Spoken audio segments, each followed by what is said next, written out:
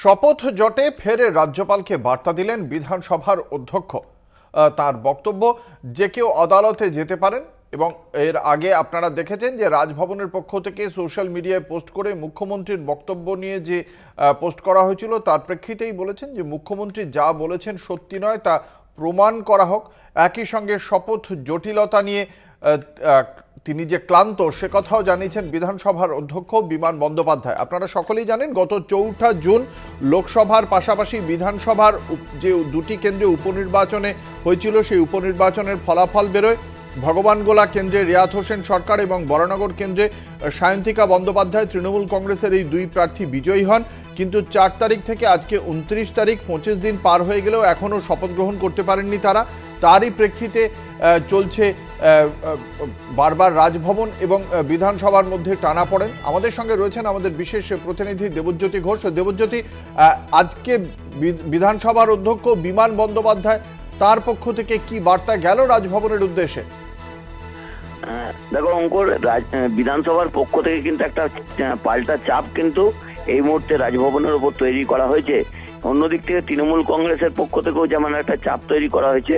কুণাল ঘোষ গতকালই বলেছিলেন যে সোমবার বিকেল ৩টের মধ্যে যদি এই সমস্যার সমাধান না হয় তাহলে দিল্লির তাজ হোটেলে দক্ষিণী নৃত্যশিল্পী যে অভিযোগ করেছিলেন শ্লীলতাহানির অভিযোগ রাজ্যপালের বিরুদ্ধে, সেই সিসিটিভি ফুটেজ তারা সামনে আনবেন।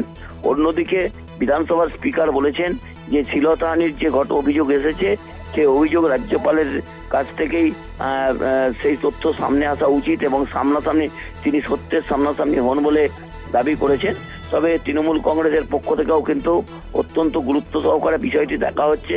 তারা যেমন রাষ্ট্রপতির দ্বারস্থ হয়েছেন, উপরাষ্ট্রপতির সঙ্গে টেলিফোনে কথা বলেছেন বিধানসভার স্পিকার বিমান বন্দ্যোপাধ্যায়।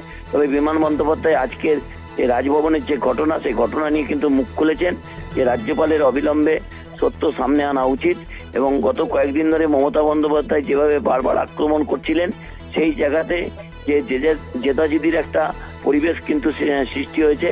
অর্থাৎ এই টানাপোড়েনের মধ্যে কিন্তু মূল যারা ক্ষতিগ্রস্ত হচ্ছেন এই দুই বিধায়ক, তাদের শপথ গ্রহণ কিন্তু সেই আটকেই রয়েছে। যে জটিলতা ছিল সেই জটিলতা রয়েই গেছে। তবে আগামী সোমবার পর্যন্ত অপেক্ষা করতে হবে পরিস্থিতি বদলায় কিনা। অঙ্কুর, ধন্যবাদ। আমাদের সঙ্গে ছিলেন বিশেষ প্রতিনিধি দেবজ্যোতি ঘোষ। এ বিষয়ে কি বলছেন বিধানসভার অধ্যক্ষ বিমান বন্দ্যোপাধ্যায় শোনাবো। এটা ওর ব্যক্তিগত ব্যাপার। কোর্টের দরজা সবার জন্য খোলা রয়েছে এবং যে অভিযোগ ওর বিরুদ্ধে এসছে এটা আপনারা সবাই জানেন, মিডিয়াতে সম্প্রচারিত হয়েছে। এই ব্যাপারে আমি কোনো মন্তব্য করব না। মুখ্যমন্ত্রী বলেছেন রাজ্যপাল যদি মনে করেন যেটা সত্যতা কোনো নেই তাকে তো বলতে হবে যে প্রেক্ষাপটে মাননীয় মুখ্যমন্ত্রী বলেছেন সেটার কোনো সারবার্তা ছিল না বা সেটার মধ্যে কোনো সত্যতা ছিল না, তবেই মানহানির প্রশ্ন আসে। তাছাড়া আসে সত্যি আমি খুব ক্লান্তিকর লাগছে। আমার এত ক্লান্ত হয়ে গেছি একটা শপথ গ্রহণকে কেন্দ্র করে এত টালবাহানা।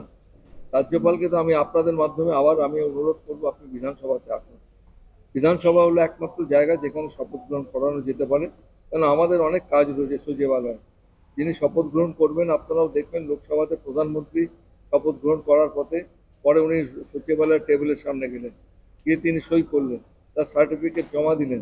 এইসব প্রক্রিয়াগুলো বিধানসভাতেই সম্ভব এবং এইটা উনি কেন বুঝতে চাইছেন আমি ঠিক জানি না। তবে আমি এখনও বলবো যে আপনাদের মাধ্যমেই আমি ওনাকে অনুরোধ করবো এটা একটা শেষ হওয়া দরকার আছে।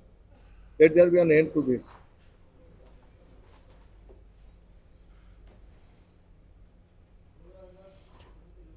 আপনাদের জানিয়ে রাখি ইতিমধ্যেই রাজভবনের পক্ষ থেকে একবার সামাজিক মাধ্যমে জানানো হয়েছে যে মুখ্যমন্ত্রী যে বলেছিলেন যে অনেকেই নিরাপত্তার অভাব বোধ করেন রাজভবনে, সেই মন্তব্যকে তীব্র প্রতিবাদ জানানো হয়েছে এবং তার পাশাপাশি এই দুই বিধায়ক যাতে মানুষের জন্য কাজ শুরু করে দেন, তাদের যে সেই কাজে কোনো বাধা নেই সে কথাও মনে করিয়ে দেওয়া হয়েছে রাজভবনের বার্তায়। অন্যদিকে আজকে বিধানসভার অধ্যক্ষ তিনি বললেন যে এই শপথ জটিলতা এমন পর্যায়ে পৌঁছেছে যা কার্যত অত্যন্ত ক্লান্তিকর।